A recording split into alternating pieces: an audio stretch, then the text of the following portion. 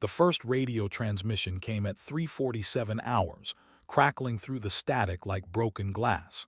"Mayday, Mayday, this is Neptune 67. We are taking heavy fire. Coordinates 37429086." The voice was steady, professional, but underneath the calm military cadence was something else, desperation bleeding through the static like blood through bandages. In the operations center at Bagram Air Base, Afghanistan, 23 pairs of eyes turned toward the overhead speakers, but only one person was already moving toward the flight line. Major Catalin Wraith Volkov had been awake for 19 hours, her third consecutive night shift covering for a pilot who'd been medevaced with appendicitis. Coffee stains decorated her flight suit like medals she'd never receive, and her dark hair hung in a regulation bun that had started neat at sunset but now resembled something salvaged from a crash site. The other pilots called her the Ghost, not because she was particularly skilled, they said, but because she seemed to disappear whenever the real action started. What they didn't know was that Catalin had been listening to emergency frequencies for 3 years, studying the patterns of distress calls like others studied poker tells. The second transmission confirmed what her gut already knew. Multiple KIA, requesting immediate air support. We are surrounded and taking casualties. The coordinates placed Neptune 67 in the Korangal Valley, a graveyard of helicopters and good intentions that locals called the Valley of Death. It was a 40-minute flight at best in an F-15 E-Strike Eagle, assuming perfect weather and no complications. The storm system moving in from the northwest guaranteed neither. Lieutenant Colonel Marcus Chen, the squadron commander, was already shaking his head before the third transmission arrived. "Negative on air support," he announced to the room. "Weather's closing in fast, visibility dropping to 00 in 30 minutes. We can't risk a jet in those mountains." The words hung in the air like smoke from a funeral pyre. But Catalin was no longer in the room to hear them. She was sprinting across the tarmac toward tail number 910304, her Strike Eagle that bore the scars of 14 previous combat missions. The crew chief, Staff Sergeant Rodriguez, looked up from his pre-flight checklist with surprise and concern etched across his weathered face. "Ma'am, didn't you hear the commander? Mission's been scrubbed due to weather." "Weapons hot?" she asked, ignoring his question as she began her emergency pre-flight. "Yes, ma'am, but—" "Fuel. Topped off, but Major, the weather." She was already climbing into the cockpit, muscle memory guiding her hands through switches and systems, while her mind calculated distance, fuel consumption, and the rapidly narrowing window between life and death for Neptune 67. The fourth transmission sealed her fate. "This is Neptune 67. We have wounded. Repeat, we have wounded. If anyone's out there, we need help now." The voice cracked slightly on the word wounded, and Catalin's hand stopped moving across the instrument panel. In that crack, she heard something that took her back 7 years to a mountainside in Syria, to another radio call that had gone unanswered, to faces she saw every night when she closed her eyes. Staff Sergeant Rodriguez was still talking, his voice mixing with the increasing whine of the F-15's twin Pratt and Whitney engines as they spooled up. "Major, the colonel specifically said no air support. The weather report shows 0 visibility in 20 minutes. You're talking about flying blind through mountain passes in a snowstorm." His words were technically accurate, professionally delivered, and completely irrelevant. Catalin's fingers danced across the cockpit systems, each switch and button as familiar as her own heartbeat. The heads-up display flickered to life, casting green light across her face and revealing eyes that held the weight of too many missions and not enough victories. "Rodriguez," she said into her headset, her voice carrying the same calm professionalism that had masked desperation in Neptune 67's transmissions. "How many good people you think are dying while we talk about weather reports?" The crew chief's radio crackled with silence for 3 long seconds. When he responded, his voice had changed. "Weapons are hot, fuel is topped, and your bird is ready to hunt, ma'am. Give 'em hell." The fifth transmission from Neptune 67 never came. The F-15 E-Strike Eagle is not a subtle aircraft. When Major Katalin Volkov pushed the throttles forward and released the brakes, 96,000 pounds of thrust announced her departure from Bagram with a roar that rattled windows 3 miles away. The twin afterburners painted orange streaks across the pre-dawn darkness as she climbed through 8,000 feet, racing against time, and weathered toward coordinates that might already mark nothing more than a grave. In the operations center she'd abandoned, Lieutenant Colonel Chen stood with his arms crossed, watching the radar blip that represented Wraith's aircraft disappear into the storm front. "Goddamn cowboy," he muttered, though whether it was condemnation or admiration was unclear even to him. The other pilots exchanged glances that spoke volumes about protocol, chain of command, and the kind of career-ending decisions that sometimes saved lives. What none of them knew was that this wasn't the first time Katalin had disobeyed direct orders to answer a distress call. 7 years earlier, as a newly minted first lieutenant flying her third combat mission over Syria, she had listened to a similar radio transmission from a downed reconnaissance team. By the time she had received permission to respond, the transmissions had stopped, and the recovery team found only bodies and a silence that seemed to echo with accusations. The Syrian incident had earned her a reprimand, a notation in her permanent record, and a reputation for being emotionally unstable under pressure. Military speak for giving a damn when regulations said she shouldn't. It had also cost her 3 promotions and assignments to increasingly undesirable posts, each transfer a subtle message that caring too much was a career liability. Now at 29,000 feet and climbing, with the storm system building like a gray wall ahead of her aircraft, Katalin keyed her radio to the emergency frequency. "Neptune 6-7, this is Wraith 1-1. I have your coordinates and I am inbound. What is your tactical situation?" Static answered her, the kind of electronic silence that could mean anything from radio failure to total loss of personnel. She tried again. "Neptune 6-7, Wraith 1-1, please respond." Nothing but the hiss of empty frequencies and the steady hum of her engines consuming fuel at a rate that gave her exactly 47 minutes over target before she'd be committed to either landing at a forward operating base or attempting a dangerous aerial refueling in mountainous terrain. The weather radar painted an ominous picture ahead. What had started as scattered snow showers was rapidly developing into a full-scale blizzard, with wind shear indicators flashing amber warnings across her display. Visibility was dropping from 5 miles to 3, then to 1, the mountains ahead disappearing behind curtains of snow and ice.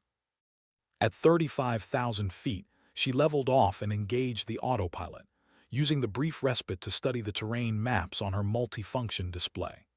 The Korangal Valley was a maze of peaks and ridges that had claimed more aircraft than enemy fire, a landscape where radar altitudes meant the difference between successful runs and controlled flight into terrain.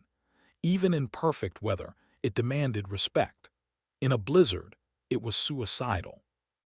Her radio crackled with a new voice, unfamiliar and urgent. Any station, this is Reaper 2-6. I have eyes on Neptune 6-7's position. They are alive but heavily engaged, requesting immediate air support." The transmission gave her hope and coordinates that confirmed her worst fears.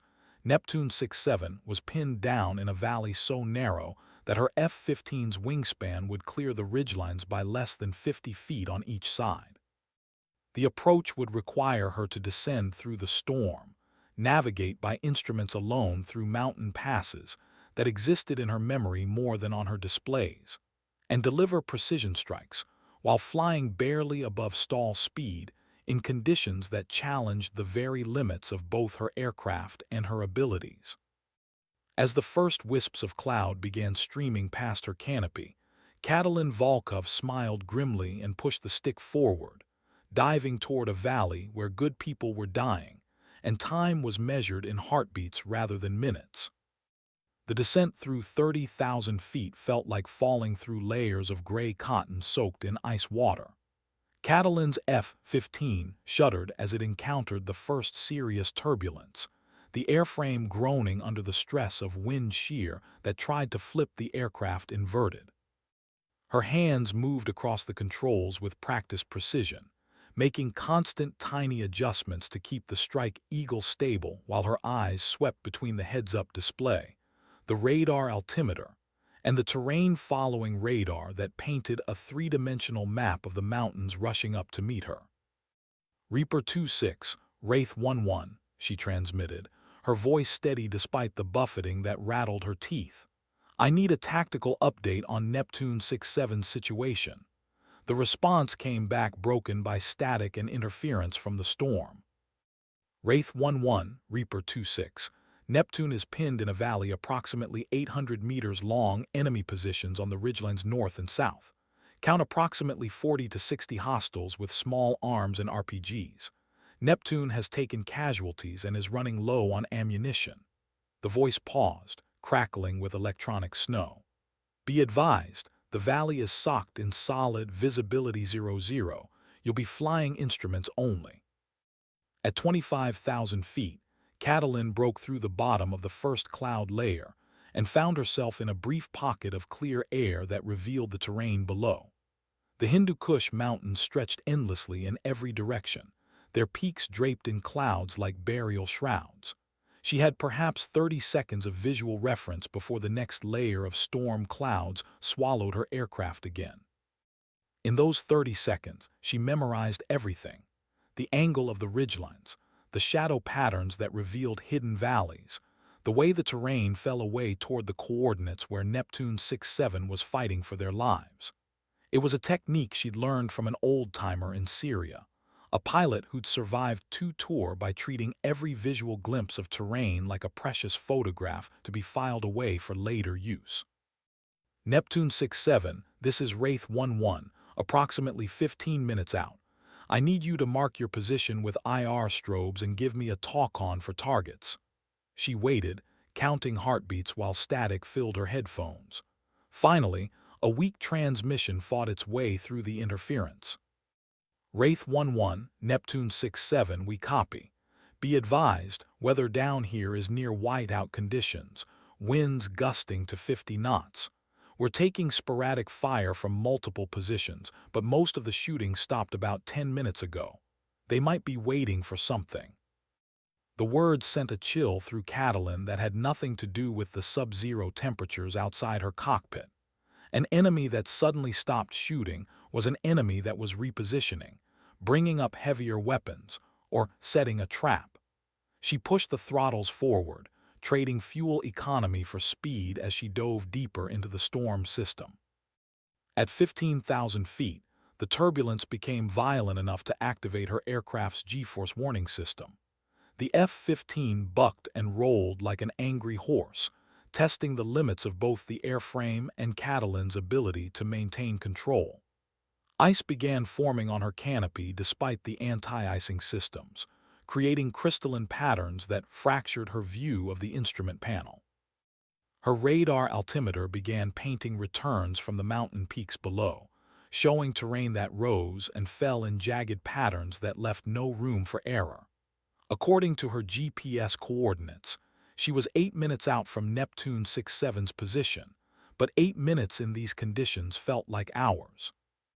Reaper 26, what's your fuel status? She asked, knowing that the drone providing Overwatch had its own limitations. Wraith 11, I've got about 20 minutes of loiter time before I have to head home. After that, you'll be working blind. 20 minutes. In 20 minutes, she would lose her eyes in the sky, her only source of real-time intelligence about enemy positions and Neptune 67 status. The clock was running faster than she'd hoped, and the mountains below were growing taller with each passing second. Her radio suddenly erupted with the sound of gunfire and shouting, "Taking fire! Taking fire! They're moving up the valley from the east." Neptune 67's voice was tight with controlled panic, and in the background she could hear the distinctive chatter of automatic weapons and the deeper boom of explosions. 5 minutes out, Catalin began her final descent toward the Koringal Valley, diving through clouds so thick they seemed solid, flying by faith and instruments toward coordinates that might already mark nothing more than another tragedy in a war filled with them. In the distance, barely visible through the storm, she could see the faint glow of fires burning in the valley below. At 8,000 feet above sea level, still descending through the storm, Catalin's aircraft suddenly broke free from the clouds and revealed the Coringal Valley spread below her like an open grave. The narrow canyon stretched for maybe a mile between sheer rock walls that rose up on either side like the ribs of some massive skeleton. Snow swirled through the gorge in patterns that spoke of treacherous wind currents and downdrafts that could slam an aircraft into the mountainside without warning. Through her heads-up display, she could see the infrared strobes that marked Neptune 6-7's position, 6 tiny points of light clustered near what appeared to be the wreckage of a helicopter, approximately halfway down the valley's length. The crash site was positioned on a narrow ledge barely wide enough for the downed aircraft, with steep slopes rising on 3 sides and a drop-off to the valley floor on the 4th. Neptune 6-7, Wraith 1-1 has visual on your strobes. I count 6 IR signatures. Confirm your personnel count. She banked the F-15 into a tight spiral, using the maneuver to study the terrain while maintaining enough airspeed to avoid stalling in the thin mountain air. Wraith 1-1, Neptune 6-7, we have 5 KIA, 6 WIA, 12 effective. We're in defensive positions around the bird, but we're taking fire from 3 directions.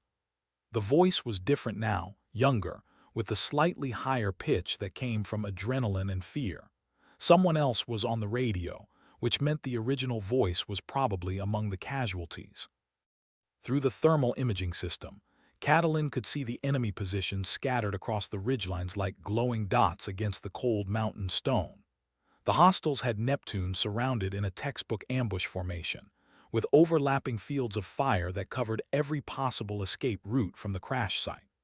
Worse, she could see movement patterns that suggested the enemy was bringing up additional weapons, possibly mortars or recoilless rifles that could finish Neptune 6-7 in minutes. Reaper 2-6, talk me on 2 targets. I need priority and distance from friendlies for each position. Wraith 1-1, I have multiple targets. Priority 1 is a heavy weapons position north ridgeline, approximately 200 meters from friendlies. They appear to be setting up what looks like a recoilless rifle. Priority 2 is a machine gun nest south ridgeline, 150 meters from friendlies. Priority 3 is infantry movement east end of valley, approximately 300 meters out and closing. Catalin absorbed the tactical picture in seconds, her mind automatically calculating angles of attack, minimum safe distances for ordnance delivery, and the complex 3-dimensional geometry required to put precision-guided munitions on target without creating an avalanche that would bury both the enemy and Neptune 6-7 under tons of rock and snow. The problem was immediately obvious. The valley was too narrow for a conventional bombing run. At her current airspeed, she would flash through the canyon in approximately 8 seconds, barely enough time to acquire targets, much less deliver accurate fires. She needed to slow down, but slowing down in the confined space between the ridgelines, with unpredictable wind currents and limited maneuvering room, was asking for a controlled flight into terrain. Neptune 6-7, I'm going to make a low pass to mark targets with my targeting pod. Keep your heads down and be ready to mark any positions I miss. She rolled inverted and pulled the stick back, diving toward the valley floor at an angle that would take her aircraft below the ridgeline level, a maneuver that violated every safety protocol in the book but would give her the best view of enemy positions. At 400 feet above the valley floor, traveling at just over 300 knots, Major Katalin Volkov flew her F-15 E-Strike Eagle through the Coringal Valley like a bullet fired down the barrel of a rifle. The canyon walls flashed past her wingtips in a blur of rock and snow, so close she could see individual boulders and the faces of enemy fighters who turned to track her passage with expressions of shock and fear. In those 8 seconds of flight through the valley, her targeting systems recorded 17 separate enemy positions, mapped the terrain with millimeter precision, and uploaded targeting data that would allow her to return with surgical precision. But 8 seconds wasn't enough time to deliver weapons, and her momentum carried her out the far end of the canyon before she could engage a single target. Holy shit! The voice on the radio was filled with amazement and hope. Wraith 1-1, that was the most beautiful thing I've ever seen. Neptune 6-7 had just watched an F-15 Eagle fly through their valley at an altitude so low that its jet wash had scattered snow from the ridgelines. For men who had been facing certain death, it was like watching an angel descend from heaven, assuming angels came armed with precision-guided munitions and the will to use them. But Catalin knew the hard part was just beginning. She had identified the targets, but engaging them would require her to return to that narrow canyon, slow down enough to deliver accurate fires, and somehow avoid the mountains, the weather, and the increasing volume of small arms fire that was now directed skyward in anticipation of her return. As she climbed back above the ridgeline and began setting up for her first attack run, her fuel gauge showed exactly 31 minutes of flight time remaining, enough for perhaps 3 or 4 attack passes before she would be forced to leave Neptune 6-7 to face their fate alone. The first attack run began at 12,000 feet, with Catalin rolling inverted and pulling the F-15 into a steep dive that pointed the aircraft's nose directly at the coordinates Reaper 26 had provided for the heavy weapons position.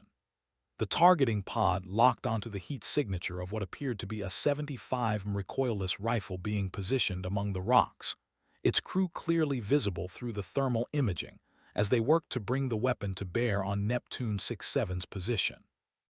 Neptune 6-7, heads down, danger close inbound, she transmitted, her voice tight with concentration as she fought to keep the target centered in her heads-up display, while the aircraft shuddered through increasingly violent turbulence.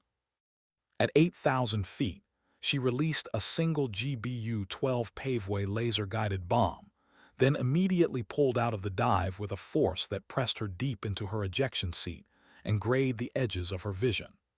The 500-pound warhead would take 12 seconds to reach the target, guided by the invisible laser beam projected from her targeting pod. Those 12 seconds stretched like hours as she climbed back above the ridgeline, listening to the radio chatter from Neptune 6-7 and waiting for the explosion that would tell her whether her aim had been true. When it came, the detonation was visible even through the swirling snow, a bright orange flash followed by a pillar of smoke and debris that rose from the north ridgeline. Direct hit, the voice from Neptune 6-7 was jubilant. That recoilless rifle is history. Beautiful work, Wraith. But there was no time to celebrate. Her radar warning receiver was painting contacts that suggested the enemy had shoulder-fired surface-to-air missiles, and the radio chatter she was intercepting indicated they were attempting to coordinate their air defenses. More importantly, her fuel gauge now showed 28 minutes remaining, and she had at least 3 more target areas that needed attention. Reaper 26, talk me onto the machine gun position south ridgeline, she called as she set up for her second attack run. Wraith 1-1, target is bearing 170 degrees from Neptune's position, approximately 150 meters out. Be advised, they appear to be displacing to a new position. Moving targets were exponentially more difficult, requiring her to lead the target like a hunter shooting at a running deer. Catalin rolled into another steep dive, this time approaching from the east to give herself a better angle on the south ridgeline. At 6,000 feet, she could see muzzle flashes from the machine gun position, tracers reaching up toward her aircraft like deadly fireflies in the gray afternoon light. The targeting pod locked onto the heat signature just as the gun crew began their movement to a new position among the rocks. She released her second paveway bomb at 7,000 feet, then pulled out of the dive while small arms fire crackled past her canopy. This time, she was close enough to feel the concussion from her own weapon's detonation, a pressure wave that rattled her aircraft and confirmed that the machine gun nest had been eliminated. That's 2 down, Neptune 6-7 reported. "You're keeping us alive up there, Wraith." But as she climbed for her third attack run, Catalin's radar warning receiver began screaming an alarm that made her blood run cold. Someone below had just illuminated her aircraft with a radar guidance system, probably a shoulder-fired SA-7 or SA-14 surface-to-air missile that was already climbing toward her position at 3 times the speed of sound. She had approximately 8 seconds to live. The surface-to-air missile climbing toward Catalin's F-15 appeared on her radar warning display as a rapidly approaching blip, accompanied by an audio tone that increased in pitch and frequency as the weapon closed the distance. 8 seconds had become 6, then 4, as the heat-seeking warhead locked onto her twin-jet engines and adjusted its trajectory for intercept. What happened next would be debated in pilot training courses for years afterward. Instead of following standard evasive procedures, climbing to gain altitude for maneuvering room and dispensing chaff and flares to confuse the missile's guidance system, Major Katalin Volkov pushed her aircraft into an even steeper dive toward the valley floor, accelerating directly toward the terrain at a rate that triggered every warning system in her cockpit. The maneuver violated physics, common sense, and self-preservation instincts, but it worked. The surface-to-air missile, programmed to intercept aircraft in normal flight patterns, couldn't adjust quickly enough to follow her radical descent. It flashed past her canopy at a distance of less than 50 feet, close enough for her to see the Cyrillic markings on its warhead before it impacted harmlessly against the mountainside. "Jesus Christ, Wraith," the voice from Neptune 6-7 was filled with awe and terror. "That missile missed you by inches." But Catalin's radical evasion had placed her aircraft in an even more dangerous position. She was now flying at less than 300 feet above the valley floor, surrounded by mountain peaks that rose thousands of feet above her altitude, in weather conditions that had reduced visibility to near zero. Worse, her airspeed was bleeding off rapidly as she pulled out of the dive, bringing her dangerously close to stall speed in the thin mountain air. The F-15 stall warning system began chirping insistently as she fought to regain altitude and airspeed without impacting the canyon walls. Her engines, starved for oxygen in the high-altitude environment, struggled to produce full power as she demanded maximum performance from systems that were operating at the edge of their design limits. "Reaper 2-6, I need immediate updates on remaining targets," she called, her voice betraying none of the stress she felt as she nursed her aircraft back to a safe altitude. "Fuel is becoming critical."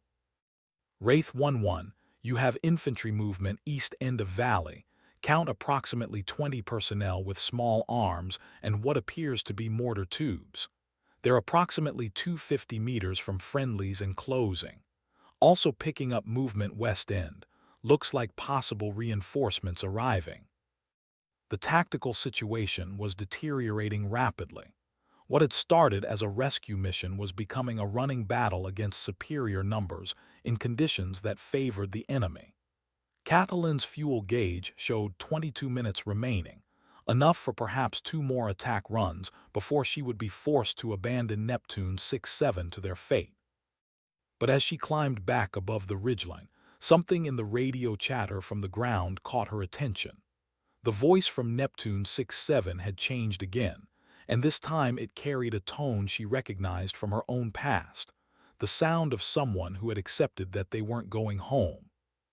"Wraith 1-1, Neptune 6-7. Listen, we want you to know what you're doing up there, flying through this weather, taking on those SAMs. We've never seen anything like it.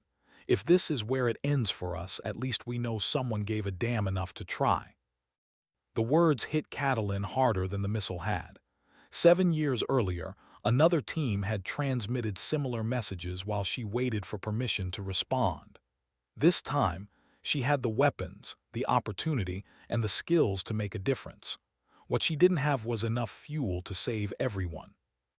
She keyed her radio with a voice that carried 30 generations of military tradition and a promise that transcended regulations, career considerations, and personal safety. "Neptune 6-7, Wraith 1-1. I didn't fly through a blizzard and dodge missiles to listen to you write your own eulogy. Mark your targets with anything that burns and get ready for close air support that's about to get very, very close." As she rolled inverted for what might be her final attack run, Katalin Volkov was no longer thinking about fuel gauges, weather reports, or career consequences. She was thinking about 12 men on a mountainside who had called for help, and about the oath she had taken as an officer to leave no one behind. The fourth attack run would be different from the others. Instead of the high-altitude precision strikes she had been delivering, Katalin configured her F-15 for close air support, arming the aircraft's 20 mm 61A1 Vulcan cannon, a weapon system designed for air-to-air combat, but capable of devastating effectiveness against ground targets when employed by a pilot skilled enough to deliver it accurately. Neptune 6-7, I'm coming in with guns. I need you to mark the eastern approach with whatever you have, flares, smoke, anything that will show me where the friendlies end and the bad guys begin. The response came back immediately. Wraith, we're marking with red smoke. Wind is carrying it east toward the targets. Be advised, we can see muzzle flashes from approximately 15 to 20 positions scattered across the rocks. Katalin began her descent from 8,000 feet, this time approaching from the west with her aircraft configured in a shallow dive that would allow her to maintain visual contact with the target area for the maximum amount of time. The cannon run would require her to fly straight and level for approximately 6 seconds, while the Vulcan system fired 6,000 rounds per minute, 6 seconds during which she would be a relatively stable target for anyone with a rifle and decent aim. At 2,000 feet above the valley floor, she could see the red smoke marker drifting across the rocks like a bloody finger pointing toward the enemy positions. Through her heads-up display, she could make out individual figures moving among the boulders, some running for better cover, while others turned their weapons skyward in preparation for her approach. "Guns, guns, guns," she transmitted, the traditional call that warned friendly forces that cannon fire was incoming. The Vulcan cannon erupted in a sound like tearing canvas amplified 1,000 times, sending a stream of 20 depleted uranium rounds downrange at a rate that briefly transformed her F-15 into the most lethal weapon system in the Hindu Kush Mountains. The effect on the enemy positions was immediate and devastating. The high-explosive incendiary rounds detonated among the rocks in a line of destruction that extended for nearly 200 meters, each impact creating a bright flash followed by smoke and debris. Bodies and equipment scattered like leaves in a hurricane as the cannon fire walked across the landscape with mechanical precision. "Beautiful, beautiful," Neptune 6-7's radio operator was shouting over the sound of his own weapons firing. "You got most of them. They're breaking contact and running." But even as she pulled out of the gun run, Katalin could see additional movement on the western end of the valley. The reinforcements that Reaper 26 had spotted were now close enough to engage Neptune 6-7 with small arms fire. Her fuel gauge showed 17 minutes remaining, enough for one more attack before she would be forced to leave. "Reaper 26, what's the count on western targets?" "Wraith 1-1, I'm seeing approximately 12 to 15 personnel with small arms, moving in bounds toward Neptune's position. Range is now down to 150 meters and closing, also picking up what might be mortar tubes being set up on the ridgeline." Mortars would be a game changer. The indirect fire weapons could rain high-explosive rounds down on Neptune 6-7's position with devastating accuracy, and there would be nothing Katalin could do to stop them once they began firing. She had to eliminate the threat before the enemy could bring their heavy weapons to bear.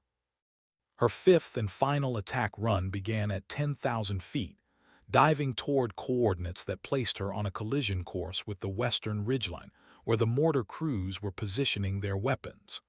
This time, she armed both her remaining laser-guided bomb and her cannon, planning to deliver everything she had left in a single devastating pass. As she descended through 6,000 feet, Her radar warning receiver began painting new contacts, more surface-to-air missiles being prepared for launch. The enemy had learned from their first miss and were now coordinating their air defenses to catch her aircraft in a crossfire that would be impossible to evade. But Major Katalin Volkov was no longer concerned with evasion. She was committed to her final attack, flying straight toward the targets that threatened Neptune 6-7, accepting whatever consequences came with that choice. At 4,000 feet, with enemy tracers beginning to reach toward her aircraft, she could see the mortar cruise clearly through her targeting pod, 12 men working frantically to complete their weapon setup before the American jet could reach them. In her headphones, she could hear Neptune 6-7 calling out range and bearing updates, their voices tight with the knowledge that this would be her last attack before fuel constraints forced her to depart. Neptune 6-7, this is my final pass. After this, you're on your own until extraction arrives. Copy, Wraith. Whatever happens next, you've given us a fighting chance. We won't forget this. She released her final laser-guided bomb at 3,000 feet, then immediately opened fire with her cannon, walking the 20 rounds across the ridgeline in a pattern designed to catch any enemy fighters who might survive the bomb's detonation. The combined effects of high explosive and cannon fire created a scene of destruction that was visible even through the swirling snow. Secondary explosions from mortar ammunition cooking off, smoke and debris rising hundreds of feet into the air. When she pulled out of the dive and began climbing back toward altitude, the radio silence from the western end of the valley told her everything she needed to know. The mortar threat had been eliminated, along with most of the enemy reinforcements. Neptune 6-7, Wraith 1-1 departing the area. Fuel state critical, estimated time to extraction. Wraith 1-1, extraction bird is inbound, ETA 25 minutes. We can hold that long thanks to you. As her F-15 climbed toward the cloud layer that would hide her departure from any remaining enemy observers, Katalin looked back toward the Koringal Valley one final time.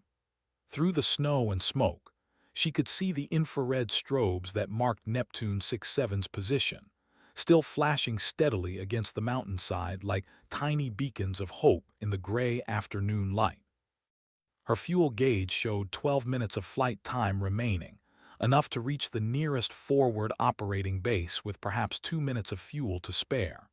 It would be close, but she had done what she came to do. 12 men would go home to their families because she had chosen to ignore orders, regulations, and common sense in favor of something more important. But as she leveled off at 30,000 feet and turned toward home, Katalin had no way of knowing that her radio transmissions had been monitored by every military communications facility within 300 miles, or that the story of her solo mission into the Koringal Valley was already spreading through the military communications network like wildfire. She also didn't know that Lieutenant Colonel Chen was waiting for her return with an expression that mixed equal parts fury and grudging admiration, or that a general officer had already placed a call to review the tactical recording of her mission for potential disciplinary action. What she did know was that, for the first time in 7 years, she had answered a distress call in time to make a difference. The landing at Forward Operating Base Chapman came with exactly 90 seconds of fuel remaining in her tanks, close enough to emergency procedures that the crash and rescue crews were already positioned along the runway when her F-15 touched down. As she taxied toward the ramp, Katalin could see ground personnel gathering around her aircraft with expressions that suggested her unauthorized mission had attracted considerable attention from the chain of command. Staff Sergeant Martinez, the crew chief who met her aircraft, summed up the situation with characteristic military understatement. "Ma'am, you've got some important people who want to talk to you. Some of them are happy, some of them are not so happy, and all of them are waiting in the operations center." The post-flight walk across the ramp felt longer than the flight itself. Every step carried her further from the cockpit where she had felt competent and in control, and closer to administrative consequences that could end her military career. The other pilots and ground crew members she passed offered nods of acknowledgement that seemed to carry messages she couldn't quite interpret: respect, concern, and something that might have been recognition of a boundary crossed. In the operations center, she found exactly what she had expected. Lieutenant Colonel Chen wearing his official face, a major from the Judge Advocate General's office taking notes, and a secure telephone connection to higher headquarters that suggested her actions had attracted attention at levels far above her pay grade. Major Volkov, Chen began, his voice carrying the formal tone that preceded either commendations or courts-martial. You are aware that you directly violated my explicit orders regarding air support in the Korangal Valley. Yes, sir. You are aware that you departed on an unauthorized combat mission without clearance from either flight operations or air traffic control. Yes, sir. You are aware that you expended ordnance and engaged enemy targets without proper authorization through